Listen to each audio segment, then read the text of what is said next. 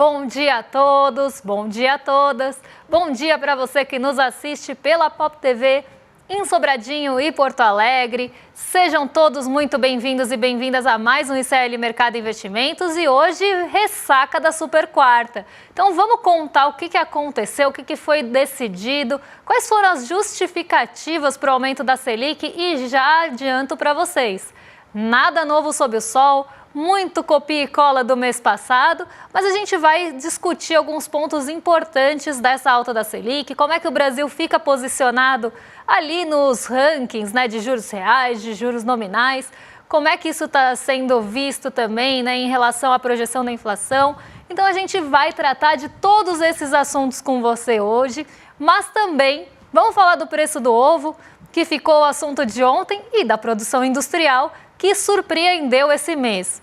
Antes de tudo isso, vamos passar pela nossa agenda, porque tem dado importante hoje na agenda e a gente vai contar para vocês aí o que vai acontecer durante o dia hoje. Hoje tem um monte de balanço saindo, então vamos dar uma olhada aqui na agenda para ver o que temos aí no dia de hoje. Então vamos lá. Na Alemanha saiu a produção industrial de março. Então também aí a divulgação dessa produção industrial do mês de março, assim como aqui, né? A gente está olhando para o mês de março lá e a gente começa a ter balanços corporativos. Como eu falei, hoje a agenda está recheada deles. Quem que já divulgou o resultado? A Restaurant Brands, né? A ConocoPhillips e a Ambev antes da abertura aqui no Brasil. Aí a gente tem o IGPDI de abril e o IPCS da primeira quadricemana de março. Então aqui aquele IPC semanal e aí a primeira quadricemana de maio. Desculpa, eu falei março, mas é maio. Aí temos 8 horas da manhã a decisão de política monetária do Reino Unido. Então a decisão também já aconteceu lá no Reino Unido, a decisão de juros já foi conhecida. E aí a gente vai para outra parte da agenda que tem uma certa movimentação. Vocês vão ver que tem aqueles dados que a gente está acostumado a ver toda semana, tipo pedidos de auxílio-desemprego nos Estados Unidos na semana até 3 de maio, o custo unitário da mão de obra também do primeiro trimestre, só que aqui é um dado ainda preliminar, não é o dado final, é uma prévia, uma primeira leitura aí do custo unitário de mão de obra. E o mercado de trabalho, a gente vai falar disso daqui a pouquinho, quando a gente for falar de juros, mas ele está muito ali na centralidade da discussão nos Estados Unidos. Então é muito importante que esses dados de mercado de trabalho sejam acompanhados, até porque o Fed, o Banco Central dos Estados Unidos, já sinalizou que por lá esse dado está sendo acompanhado muito de perto. Então vamos entender isso e vamos entender por que isso está ganhando tanta relevância. Aqui no Brasil tem a teleconferência dos resultados do Bradesco de ontem. Então ontem foram conhecidos depois do fechamento os dados ali, os resultados, o balanço do Bradesco. E hoje às 10h30 começou a conferência para explicar esses resultados. E aí tem toda aquela situação que mostram ali qual vai ser o guidance, né, a sinalização para frente. E isso é muito importante quando se fala aí de resultado corporativo. Depois temos estoques no atacado de março nos Estados Unidos e aí a gente volta para os balanços. Vamos voltar ali para essa temporada de balanços que tem um monte de coisa também aqui no Brasil. Na Itália saiu o balanço da Enel, mas a gente tem B3 aqui no Brasil depois do fechamento, temos Itaú Unibanco aqui também, Localiza, Rumo, Suzano e depois a Bembev, eu não vou falar esse nome inteiro, que é conhecido como a Bembev lá na Bélgica. Na Holanda tem o balanço da ING e a gente tem, né, esses balanços, principalmente financeiros aqui no Brasil. Se a gente pegar Itaú Unibanco hoje, já teve Santander, o Bradesco ontem, eles estão concentrando bastante atenção, até porque todo mundo quer saber quanto mais o banco lucrou. Então, essa é a grande pergunta. Quanto cresceu o lucro do banco nesse trimestre? Então, os resultados estão aí para contar e como é que estão as projeções para frente também desse lucro que não para de crescer, normalmente aí do setor financeiro. Agora, vamos lá para a redação, né? Além de tudo isso, vamos ver como é que fechou a Bolsa ontem, vamos entender quais foram os principais movimentos do mercado ontem, tanto aqui quanto fora, e o Diego já está a postos para responder para a gente por lá. Então, Diego, bom dia, como é que você está? Bom dia, Débora, bom dia a toda a nossa audiência, bom dia para a Gladys, bom dia para o Lucas Pacheco, bom dia para o Adriano, Bom dia para o William De Luca, que já chegou no chat causando aqui, me provocando. Enfim, bom dia para o Hélio, bom dia para todo mundo. Quintou hoje, semana praticamente encerrada, mas só que eu tô mal acostumado depois de 2 feriados estendidos praticamente, né? E isso... Bom, desculpa. Ontem foi uma super quarta, decisão de política monetária tanto aqui no Brasil quanto nos Estados Unidos. E isso mexeu com a nossa bolsa. O cenário aqui no Brasil foi de estabilidade. O Ibovespa fechou o dia com uma leve baixa de 0,09%, aos 133.397,52 pontos.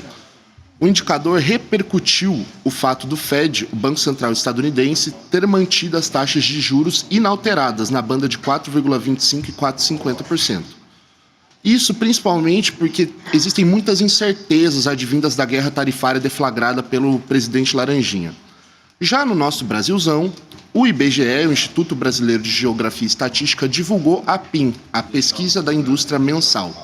Como esse é um dos assuntos de hoje, eu não vou dar nenhum spoiler aqui e vou atiçar a curiosidade da nossa audiência para vocês ficarem até o final do programa. Mas, como eu mencionei o tema indústria, vou falar do desempenho dos nossos pesos pesados da Bolsa. A Petrobras teve um desempenho misto no dia, sem uma direção muito clara, só que a Vale, por outro lado, registrou uma leve queda. Por sua vez, o dólar registrou a terceira alta consecutiva. A moeda subiu 0,62%, cotada a R$ 5,75. No exterior, o clima foi bem diferente. Os investidores estavam bem animadinhos no dia de ontem, especificamente nas bolsas de Nova York. O Dow Jones subiu 0,70%, o S&P 500 valorizou 0,43% e o Nasdaq também fechou no campo positivo, subindo 0,27%. Débora? Vamos lá, vamos explicar, né, o que aconteceu nesse movimento de bolsa, por que o exterior ficou tão animado e a gente ficou praticamente andando de lado de novo. Nossa bolsa, de novo, teve aquele andar ali muito tímido, né? Nada novo ali, nada muito expressivo. Então, esse andar mais manso, né? Uma bolsa mais morna de novo. Por quê, né? A gente teve essa disparidade entre as bolsas. Bom, os Estados Unidos reagiram às falas, né, a coletiva, na verdade, do Jeremy Powell. Então, foi uma reação ali à taxa de juros dos Estados Unidos mesmo e à decisão de política monetária que a gente vai tratar daqui a pouquinho, mas que, como o Diego já falou e como não choca ninguém, porque isso já estava quase dado, é que a taxa lá foi mantida. Mas mais do que isso, porque isso já estava ali com grande probabilidade de acontecer, o que o mercado queria era buscar sinalizações na fala do Powell em relação ali a possíveis altas, possíveis quedas, próximas manutenções, próximos passos mesmo da taxa de juros nos Estados Unidos e como ele está vendo toda essa questão da economia por lá. Então, o Jeremy Powell, eu vou até já entrar nesse assunto das taxas de juros então, porque já é o nosso próximo assunto e eu vou pegar de gancho isso para explicar para vocês. O Jeremy Powell, ele não falou em estagflação, ele não usou essa palavra, né? Estagflação, ela significa um ritmo mais lento da economia com alta de preços, ou uma desaceleração da economia, uma estagnação da economia com a alta de preços junto. Então, Jeremy Powell em nenhum momento usou a palavra estagflação. Mas ele começou a falar que sim, a alta de preços com uma desaceleração da economia dos Estados Unidos preocupa e é uma preocupação global também. Outra coisa que ele falou é que ele não vai sair do Fed, porque foi perguntado, né, e todo mundo esperava que ele falasse disso, da relação dele com Donald Trump, que está ali um pouco estremecida. Donald Trump chegou a falar, né, que ele sairia do Fed, chegou a alfinetar o Fed falando que ele entende mais de juros do que o próprio Banco Central dos Estados Unidos. E Jeremy Powell falou, não vou sentar para conversar com Trump, o Banco Central daqui é independente e ele não vai ali mexer na direção do Banco Central, principalmente na presidência, e que ele não tem pretensão de sair. Isso também deu uma acalmada ali no ânimo dos investidores que não querem essa interferência ou ainda mais, né, que tenha essa relação estremecida sendo colocada ali em pauta. Então isso foi como se Powell tivesse colocado uma pedra no assunto e não falou aí muita coisa além disso.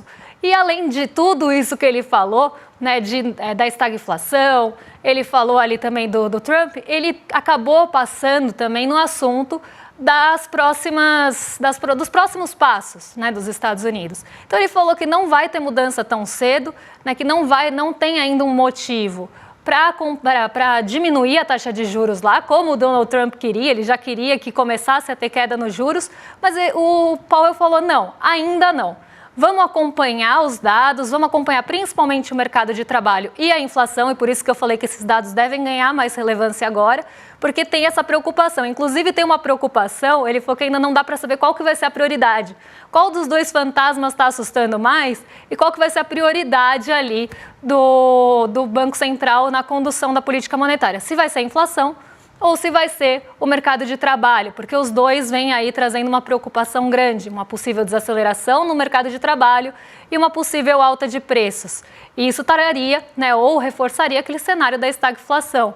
Então, ele não colocou uma prioridade em nenhum dos dois, mas disse que vai acompanhar os dois de perto para tomar as próximas decisões. Então, não deixou uma sinalização clara, não deixou uma sinalização já dada, mas que a possibilidade ou a probabilidade maior é de manutenção dos juros por mais tempo no patamar que se está antes de começar a cortar os juros. E que antes de começar a cortar juros ou tomar qualquer decisão diferente da manutenção, os dados vão ser estudados muito de perto. Então teve uma resposta a Trump, como se esperava, foi ali abordado, ainda que superficialmente, o assunto da estagflação e do mercado de trabalho e inflação. Então, esses foram os principais aspectos da fala do Jerome Powell.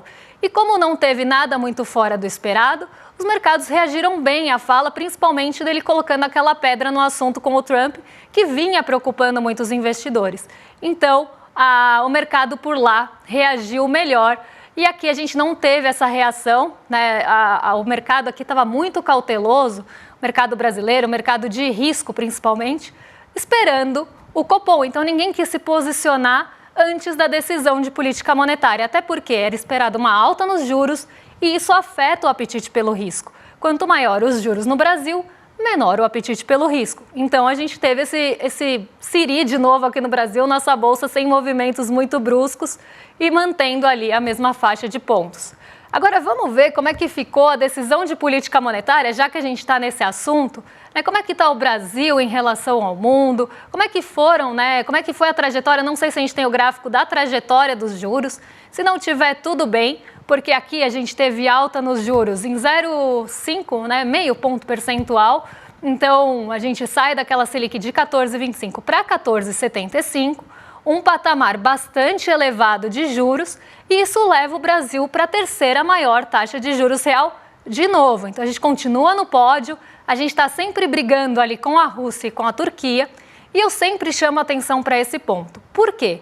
Vamos ver aqui nos juros reais, nominais e inflação projetada, até para a gente entender a relação entre eles.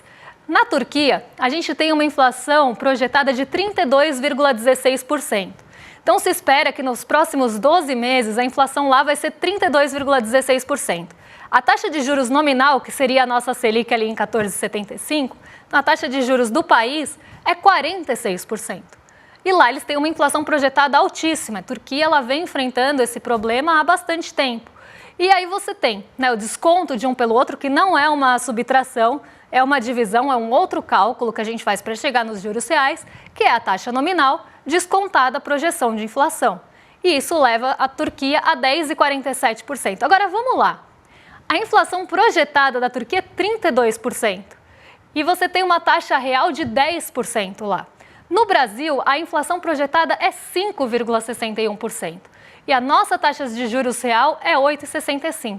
Na Rússia, você tem uma inflação projetada de 10,84%, uma taxa de juros nominal de 21%, e aí nem tanto pela expectativa alta de inflação, mas também por todos os aspectos que estão envolvendo a Rússia agora na geopolítica mundial. Então, ela tem uma série de sanções, você não consegue facilmente colocar o seu dinheiro na Rússia. Então, ela traz riscos na dívida que são diferentes dos riscos dos outros países, porque ela está em meio a um conflito. Então, você espera sim que lá vai ter um juros nominal mais alto, porque tem um risco do país, justamente o risco dele estar envolvido em uma guerra, em um conflito com a Ucrânia. Então, a taxa de juros lá, apesar de tudo isso, né, apesar de uma inflação inclusive mais alta, de ser uma taxa nominal alta, a taxa real descontando a inflação é 9%. E a nossa, né, 9,17, e a nossa é 8,65.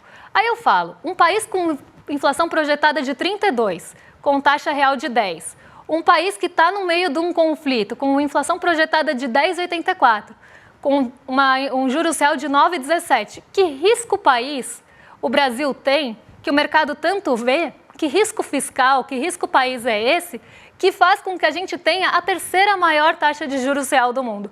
Que risco é esse que está sendo visto pelo mercado financeiro e pelo Copom também, para jogar a taxa de juros real nesse nível? E aí eu até conto, né, porque o México está em sexto lugar. O México, ele tem ali, né, aqui tá errada essa taxa de juros real, tá?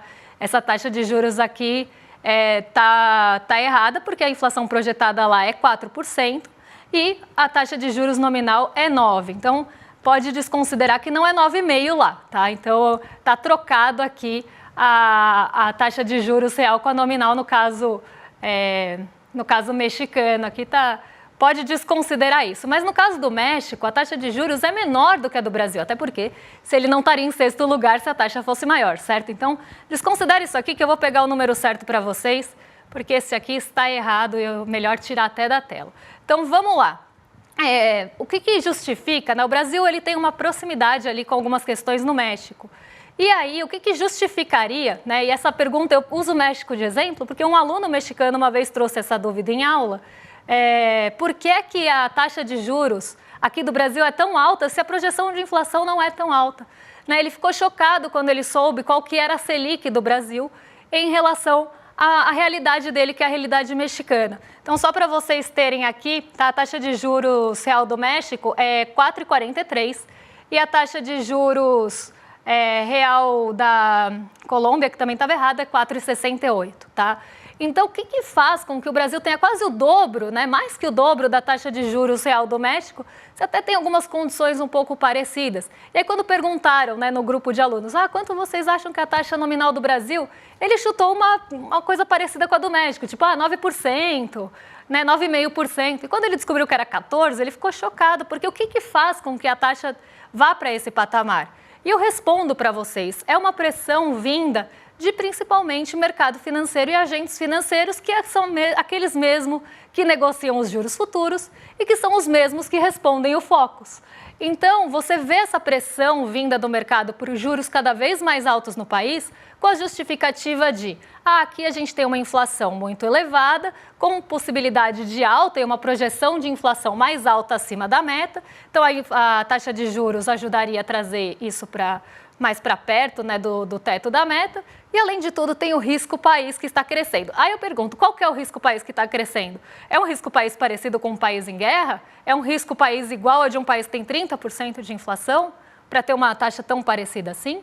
Não é, né? Esse risco país que é colocado normalmente ou em veículos hegemônicos, ou quando a gente vê uma entrevista de algum agente do mercado, é praticamente risco fiscal. Se gasta muito, isso vai pressionar a inflação. E aí eu falo, existem gastos e gastos. Né? Gasto não é gasto, assim, gasto é gasto. Existem gastos que são ali uma forma de você estimular a economia, uma forma ali do papel do Estado ter um condutor, uma condução econômica, e tem gasto que realmente é gasto supérfluo. A gente não está falando de gasto supérfluo, a gente está falando de gastos estruturados de um Estado. E aí parece que o mercado, que os veículos veem tudo como gasto, independente da finalidade. E aí começa, tá gastando muito, aí você vai ver começa a falar que a trajetória da dívida está explosiva, você vai ver o gasto, vai ver a trajetória da dívida, vai ver a projeção de receita, de resultado nominal ali, e você não vê nada muito preocupante. Mas o mercado continua usando essas armas, né, essas palavras, as expectativas estão desancoradas, coisa que apareceu aí no comunicado do Copom, para continuar forçando, continuar fazendo com que a Selic fique nesse patamar mais elevado. E como existe uma pressão vinda do mercado financeiro, como existe uma pressão vinda do mercado de juros, o Banco Central acaba cedendo a essa pressão. Ele não enfrenta. E quando a gente olha o comunicado do Copom, a gente vê isso com bastante clareza. Por quê?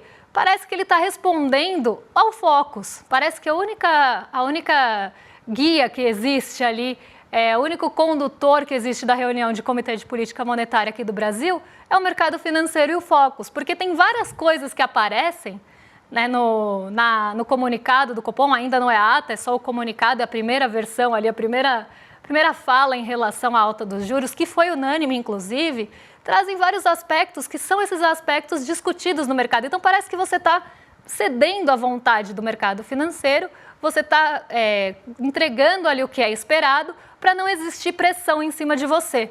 Então, eu vejo, né, essa luta e esse cabo de guerra sendo puxado mais para o lado do mercado financeiro. E aí aparece, né, a volatilidade dos mercados financeiros, até aí né, os efeitos da inflação mundial, a desaceleração econômica como preocupações, mas tem outros pontos que começam a aparecer aqui. Atividades econômicas e no mercado de trabalho com dinamismo, embora tenha sinais de moderação no crescimento, e a gente viu que isso já está acontecendo. Outra coisa que apareceu, inflação cheia de núcleos e continua acima da meta, e expectativas do mercado, está na justificativa do Copom, do Focus para 2025 e 2026 estão desancoradas. Então, a palavra da desancoragem aparece várias vezes no comunicado. E aí, essa palavra, esse termo, né, a desancoragem das expectativas, é um jargão de mercado. O mercado que ancora ou não ancora a expectativa. O que é essa expectativa desancorada que se fala? É justamente o mercado não está acreditando que a Selic vá ficar dentro da meta, que existe uma possibilidade da Selic, da inflação, desculpa, da Selic, olha eu, da inflação não ficar dentro da meta e não responder mais a alguns estímulos e voltar. E aí eu pergunto para vocês, né, existe alguma relação forte, né, entre a nossa inflação atual e a taxa Selic? Porque se tivesse, já não era para estar baixando. E aí começa a aparecer, os serviços estão resilientes, uma série de coisas aqui, desancoragem das expectativas por mais tempo. E aí uma coisa que até faz sentido é a taxa, o real desvalorizado e o câmbio depreciado aqui no Brasil, porque uma taxa mais alta, obviamente, vai trazer recurso especulativo para cá e vai baixar o dólar. Isso vai ter um efeito no IPCA, vai ter um efeito na inflação? Vai, residual, não é 100%, eu sempre falo isso, não é integral, mas pode sim ter um efeito residual. Só que a gente tem grande parte ali de movimentos da inflação vindas de cenário internacional, vindas de mercado externo de commodities, vindas de oferta global e suprimentos. Então, aumentar a Selic, a gente vai falar do ovo daqui a pouquinho, não vai resolver o problema do ovo, não vai resolver o problema do café, nem vai resolver o problema da carne. Vai o quê? Desacelerar serviços, vai deixar as pessoas com renda menor e as pessoas vão ter cada vez menos poder de consumo, porque vão ter renda menor e não é porque caiu o poder de compra. E aí você vai desacelerando a economia para baixar uma parte dos preços. Mas outra parte vai continuar respondendo aos fatores que já estão respondendo e que a Selic não tem nada a ver com isso. Então eu jogo lá para o Diego da redação. Diego, tem dúvida? O que apareceu por aí? Pintou alguma coisa? Essa audiência está muito mais participativa do que antes, né? E a galera tá, assim, repudiando com força essa nova elevação da taxa Selic. Agora, pintou uma dúvida ontem que eu achei muito oportuna trazer ela hoje. O Pacheco, da nossa audiência, estava acompanhando o programa ontem, que a gente estava falando sobre cartão de crédito, e hoje a gente está falando de juros, ele está questionando, né? Tem alguma forma correta da gente usar o cartão de crédito com os juros abusivos do rotativo do cartão e ainda mais tendo em conta essa nova elevação da taxa Selic? Débora? Vamos lá, né? Existe uma forma de você usar o cartão uma forma mais correta. Não existe correta, incorreta, mas existe uma forma que não vai te prejudicar, que é não usar o cartão de crédito como extensão da renda. O cartão de crédito não é uma extensão da renda. Muita gente pensa, eu ganho 5 mil, eu tenho 7 mil de limite no cartão, então eu ganho 12. Né? E aí começa a usar o cartão como se fosse uma extensão dessa renda. Não pode fazer isso, porque provavelmente, se você tiver esse comportamento, você vai se endividar, não vai conseguir pagar a fatura integralmente e vai ter que pagar rotativo, vai ter que pagar parcelamento do cartão e isso acaba virando uma bola de neve, as parcelas vão se somando, os parcelamentos de cartão vão se somando. Então, a forma mais correta é usar como uma possibilidade ali de parcelamento de uma compra sem juros, né, para possibilitar esse parcelamento de um valor mais alto, que a gente sabe que aqui no Brasil, uma geladeira ninguém compra à vista, então você parcela ali, mas dentro da sua renda. nunca usar como uma extensão, usar como um auxiliar ali para parcelar, mas também tem que tomar muito cuidado porque parcela somando, vira parcelona, né? Aquela história, gastei tanto no aplicativo de carro, aí depois gastei só um pouquinho, era sempre R$8 e de repente virou 800. Então, as parcelas também têm essa característica, é só uma parcelinha de 20, é só uma parcelinha de R$100. Quando você vê, você soma as parcelas e perde o controle. Então, você tem que ter controle do cartão e ele tem que ser usado dentro da sua renda sempre, nunca como uma extensão. Porque a gente tem que lembrar que cartão de crédito está no nome, é crédito. Se você não pagar, tem juros. Então, tem que ser usado dessa forma. E se usado ali corretamente, né, entre 1000 aspas, dentro da possibilidade da renda, provavelmente você não vai se endividar e você pode até ter tirar algumas vantagens do cartão. Uns pontinhos que viram cashback, uns pontinhos que você consegue abater na fatura ou pegar alguma coisa. Enfim, né, você consegue usar algumas facilidades do cartão, o próprio parcelamento, né, que não existe parcelamento sem juros, mas hoje o desconto à vista normalmente é muito baixo perto da Selic. Então, fica ali uma comparação desigual. Então, usar com parcimônia e sempre dentro da renda. E agora eu vou puxar o último assunto que vai dar para falar hoje, que é o ovo, e tem muito a ver com o que a gente estava falando até agora da Selic, porque o ovo teve queda de preço finalmente. E eu tinha falado para vocês que tinha uma certa sazonalidade no ovo ligada à quaresma. E muita gente falou, nossa, Débora, é sério isso? Existe sim essa sazonalidade. Eu vou colocar um gráfico aqui para vocês de 2 anos de preços de ovos, de comportamento de preços de ovos. E olha que interessante aqui, entre fevereiro e março, aqui a gente tem várias grandes, né, várias regiões granjeiras do Brasil. Entre fevereiro e março, olha como sempre tem essa alta. Então, janeiro estava baixo, fevereiro e março tem uma alta aqui. Né? Então, vocês veem essa alta acontecendo, mas não como aconteceu aqui em fevereiro e março desse ano. O que fevereiro e março desse ano teve, deixa eu tirar aqui para vocês conseguirem ver, de tão específico para fazer o ovo subir tanto? Tem a função quaresma ali, né? Tem essa variável da quaresma, porque ovos acabam sendo substitutos na quaresma, um substituto normalmente até mais barato da proteína, então ele é usado ali nesse período para as pessoas continuarem comendo uma proteína. E aí, pessoas católicas, né, que não comem carne, obviamente. E isso faz diferença, por incrível que pareça, a gente vê essa sazonalidade. Só que a quaresma, como eu falei, tem todo ano. Então, o que teve nesse ano? Um calor um pouco mais forte, e eu já expliquei para vocês que as galinhas sofrem de estresse térmico, e o estresse térmico é um pesadelo na granja, porque para você evitar o estresse térmico, que pode inclusive matar a galinha, ela começa produzindo menos ovo. Mas dependendo do calor, ela pode morrer, porque a galinha não sua, a galinha não tem ali uma possibilidade de, né, dissipar esse calor. Então, precisa de todo um sistema de ventilação. Então, a granja já precisa estar muito preparada para isso.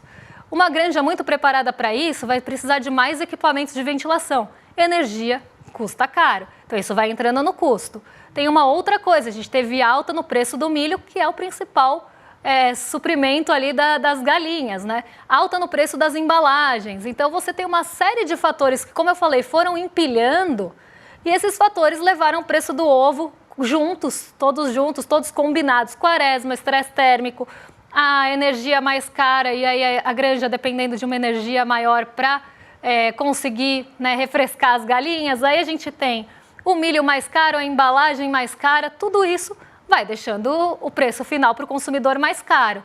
E aí a gente vê que começa a ter uma queda, né, principalmente aí em abril.